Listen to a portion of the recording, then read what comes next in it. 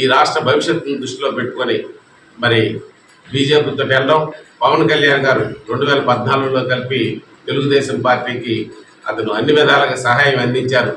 ఎటువంటి ఫలాపేక్ష లేకుండా ఈవేళ 2024లో జరిగే ఎన్నికల్లో కలిపి చంద్రబాబు నాయుడు గారిని అక్రమ అరెస్టుని, అక్రమ కేసులు పెట్టి ఈవేళ నిర్బంధించి పోలీసు రాజ్యంతో, రౌడీ రాజ్యంతో మరి మళ్ళీ అధికారంకి రావాలని చూస్తే మరి పవన్ కళ్యాణ్ గారు వచ్చి తెలుగుదేశం పార్టీని నాయకుడిని సంఘీభావం తెలిపి ఈవేళ ఈ రణరంగంలో వారు ముందుకొచ్చి మాతో కలిసి ప్రయాణం చేసే పరిస్థితి.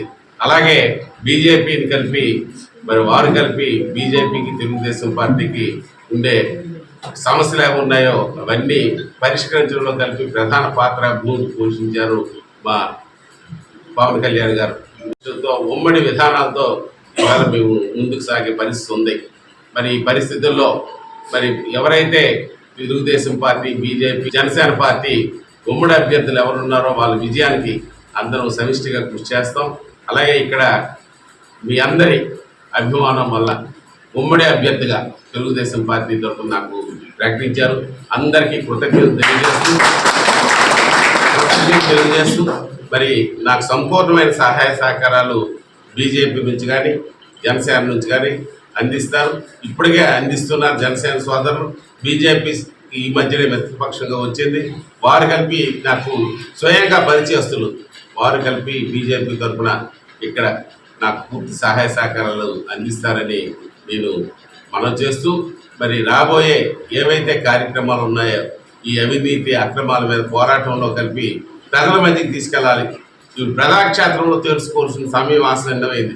ఎంతవరకు మనం ఒక ప్రతిపక్ష పార్టీలుగా మనం ధర్నాలు చేసాం, మరి ర్యాలీలు చేసాం, ప్రెస్ మీట్లు పెట్టాం. ఇవాళ కాదు, ప్రజలకి ఈ సైకో పాలన గురించి, ఈ అస్తవ్యస్త పరిపాలన గురించి, ఈ రాష్ట్రాన్ని ఏ విధంగా భ్రష్టు పట్టించాడో తీసుకెళ్లవలసిన అవసరం ఉంది.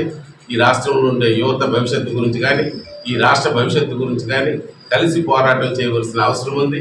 ఏదైతే మరి మాకు మేనిఫెస్టో ఉందో ఆ మేనిఫెస్టోలో అంశాలు మరి ప్రతి ఇంటికి చేరాలి, ప్రతి వ్యక్తికి చేరాలి. ఇవాళ వాడి ఆటలు కలిపి సాగే పరిస్థితి లేదు. ఇవాళ ఎంత డబ్బు పట్టుకొని వచ్చినా, ఎంత మద్యాన్ని ఖర్చు పెట్టినా తెలుగుదేశం పార్టీ, జనసేన, బీజేపీ పార్టీలు ఉమ్మడిగా పోరాడి ఈ సైకోని ఈ రాష్ట్రం నుంచి పాల్గొనడానికి సిద్ధంగా ఉన్నాం.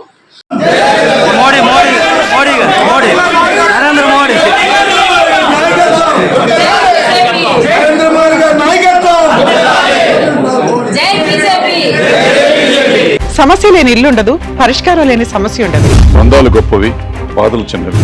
మీ సమస్యని మేము పరిష్కరిస్తాం. రండి, మాట్లాడుకుందాం.